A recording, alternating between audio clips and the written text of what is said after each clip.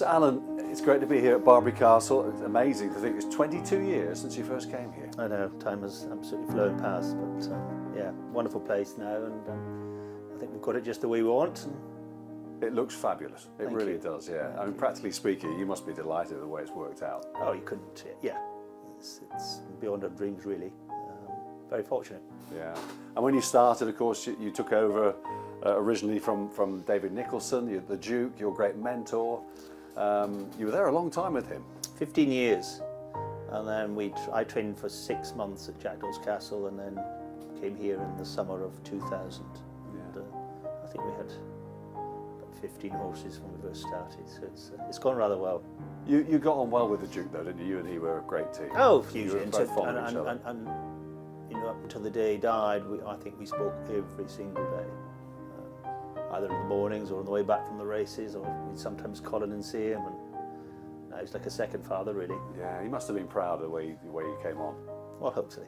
And Dinah's in great form. You know, I saw her a couple of days ago, and she looks terrific. And so it's happy memories. Yeah, I bet they are. And you've made your own memories here. I mean, goodness me, 16 festival winners, is it now?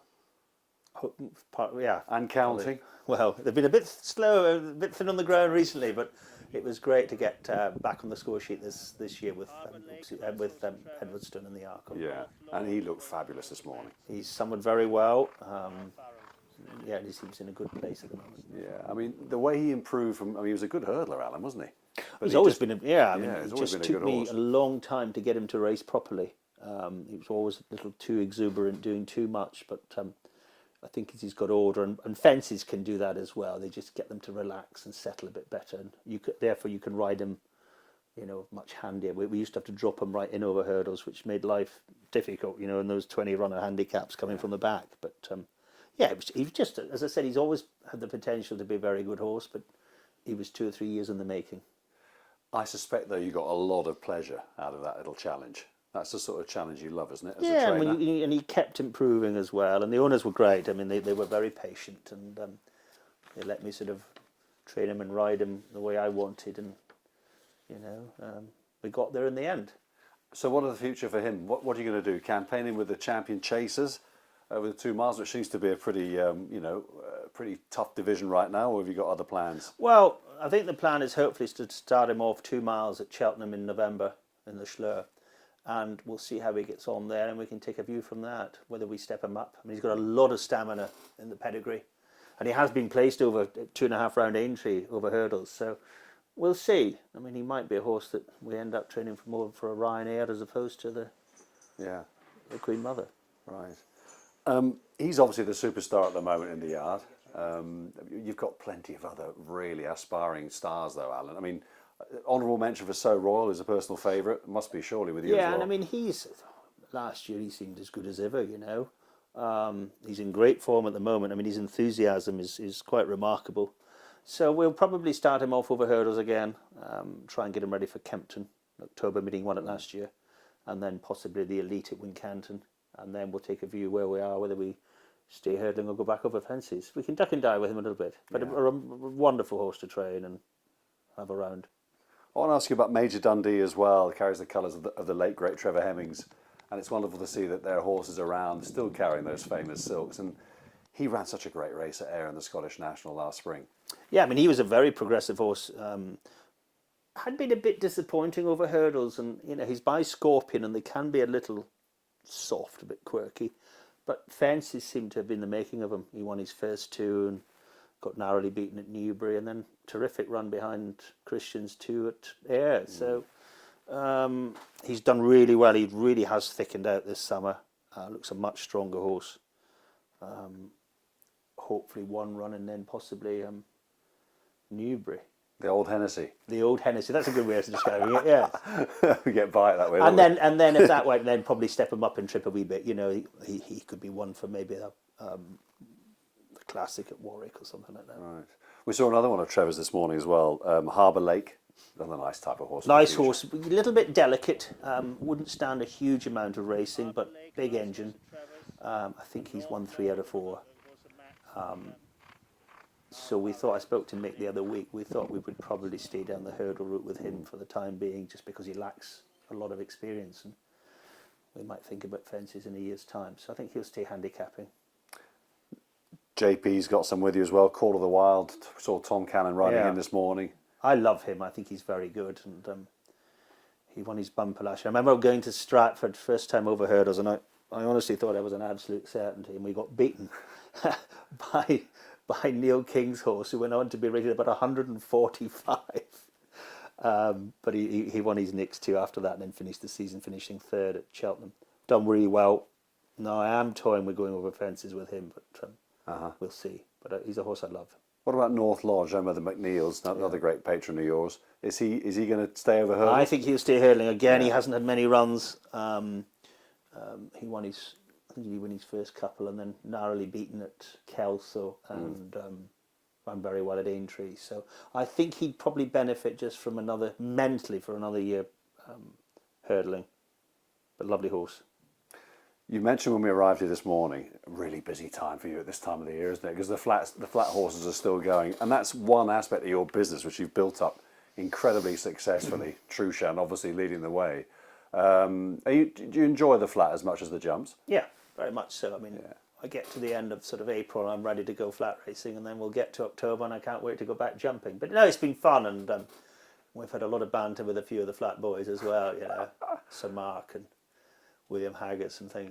We have a bit of banter with them, and it's lovely to go to the big meetings and be able to have a good runner, you know. And you know, thinking back to Ascot a couple of years ago, to have three there with Royal Meeting was just unbelievable. Yeah, good on you. Trushan, though, difficult for you to place because he needs cutting the ground, and often it's been brinksmanship, hasn't it? You're waiting for the weather to change, all that sort of stuff. Sympathise with you on that one, but you've looked after him. Do you feel, though, as though maybe last time he wasn't at his best at Doncaster? Definitely not. Yeah. I mean, I was happy with him going to the race, but I think you know he had run on quick ground at Goodwood, good ground, but fast ground, and he probably just left its mark.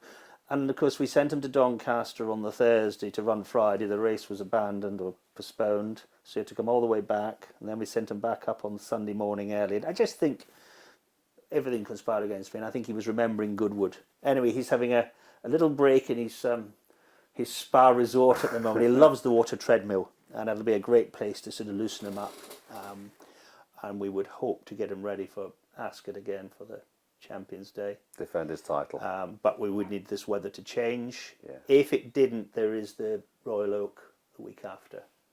So Ascot's the first priority, but you would hope you definitely get soft ground for him in France. The French St Leger. Yeah, but it's been a nightmare summer. I mean, it just... For a soft ground horse, it's just been nowhere to go. And well, the Plate Day was brilliant, though, Alan, wasn't it? That was and don't forget, he had a very hard race there as well. So I think maybe Newcastle and Goodwood probably just took the edge off him, but we'll freshen him up. And I'd love to see him proper soft ground, get his own confidence back again. Wouldn't we all? Be wonderful, wouldn't it? One race you've won before, the big flat prize end of the season, the Cesarewitch. Inchicore heading to that? Possibly, yeah. I mean, again, she's a little bit in the Trushan camp that she's a much better filly on soft ground, and we haven't really had it this year. She won at Goodwood early on, but she ran well the other day. Doncaster finishing third, but she would like it much softer. She settles very well, so she might give herself a chance to get that. I mean, it's an extreme distance, the 2-2, the Cesarewitch. She might just get that, but a lovely mare, good pedigree, so she's going to go back to Apple Tree at the end of the season, and she could be a lovely brood mare for them, a Galileo mare. It's exciting. So bred by Evie Stockwell, the late exactly, Evie Stockwell. Yeah. Chock still involved with Apple Tree? Oh, very much so. Yeah. So we speak to Chock every Monday, and at least every Monday, and probably a few times between that. So, yeah, great. It's great that we're still involved with one another, because it was a wonderful partnership in those glory years. Yeah, it was, and then Wayne came along, did well too, didn't he? And he's now a racecourse starter. See him regularly. And I'm thrilled the way Tom Cannon's stepped up to the plate. You know, so in 22 years we're only on stable jockey number 3, which something I'm very proud of. That's not bad, is it? But no, Tom, I had my eye on him for some time, and we're just sort of bringing him through. And it was Chris Gordon. He kept saying, you've got to have the boy. You want to take the boy, but I don't think he was expecting me to nick him off him, you know.